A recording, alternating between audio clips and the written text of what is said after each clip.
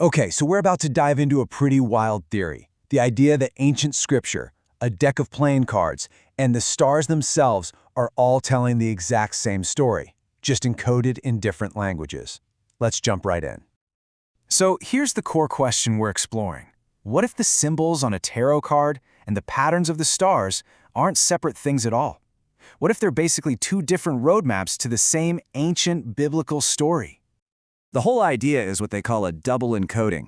Think of it like this. On one hand, you've got the Kardic Torah.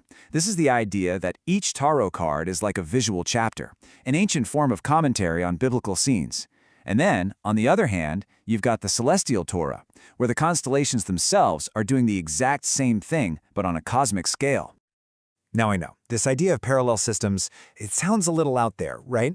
But it actually has a huge champion in one of the 20th century's most influential esoteric thinkers, who believed this was the key to a hidden stream of wisdom.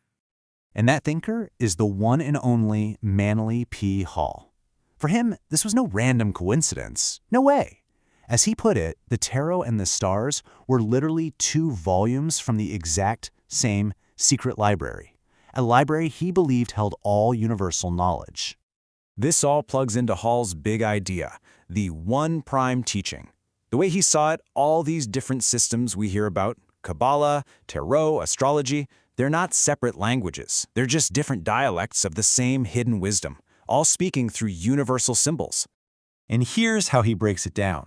The Tarot, that's the microcosmic Torah. It's the map of the internal journey of your soul. You know, the trials, the big moments.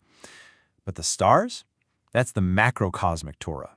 It's that exact same story just blown up onto the giant screen of the universe. Okay, so we've got the cards and the stars working together. But hold on, because the theory doesn't stop there. It adds a third layer, and this one comes from somewhere you would probably never expect. It's like a theological guardian for the whole system. This guardian comes from the Quranic concept of al-Torat, which is this idea of a perfectly preserved, totally pure Torah.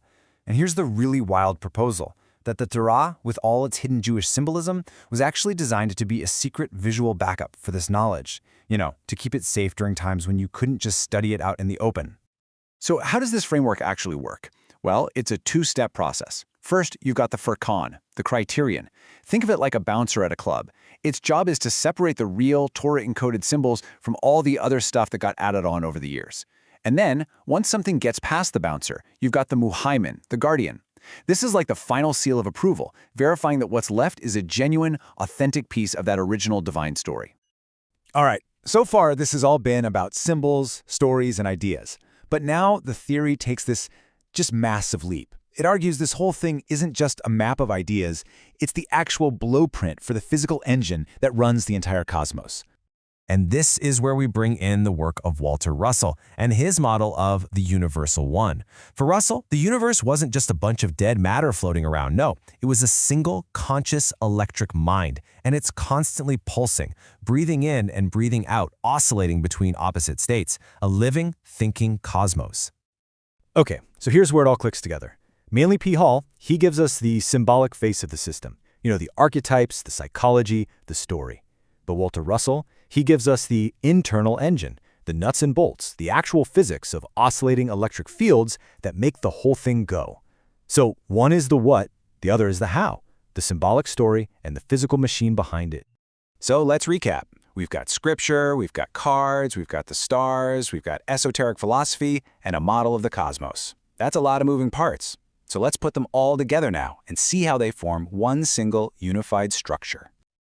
Okay, look at how this all stacks up. Each layer just fits perfectly into the next. You start with the Tanakh, the written story. That story then gets translated into the Torah, a visual drama. That drama's timing is then marked by the heavens, the cosmic cycles. Hall's teaching comes in to connect the inner psychological world with the outer cosmic one. Russell's physics provides the actual engine that drives those cycles. And wrapping around the entire thing, you have that theological framework, the Muhaimin Furqan, that guards the whole system to make sure it stays true. It's a complete, self-contained model of reality. And this is where the theory makes its most jaw-dropping claim. It argues that this entire system, from ancient scripture all the way to the physics of the stars, isn't just a philosophy. It's a computational engine, and it's governed by this precise mathematical formula. The idea is that reality itself is literally running on a kind of cosmic code. Whoa, okay, so what in the world does that equation actually mean for us? Well, it suggests we're not talking about some soft, fuzzy philosophy anymore. We're talking about a hard-coded engine. It basically frames reality as a computational process, where all those symbols, all those archetypes, all those cosmic events, they're just nodes in a giant cosmic program. And it's all turning according to this precise, repeating, almost Fibonacci-like logic. And the magic number here is 60. The whole grand drama, the one playing out in scripture, in our own minds, in a deck of cards, and across the entire cosmos, is supposedly operating within a finite repeating cycle of just 60 states. Think about that, from grand philosophy all the way down to a finite state machine. Which of course leaves us with the biggest question of all. Is this an actual map of reality? I mean, are we looking at the source code of the cosmos? Or is it just an incredibly beautiful and powerful story? One that weaves together some of humanity's most timeless mysteries? Well, that's the part I'll leave for you to think about.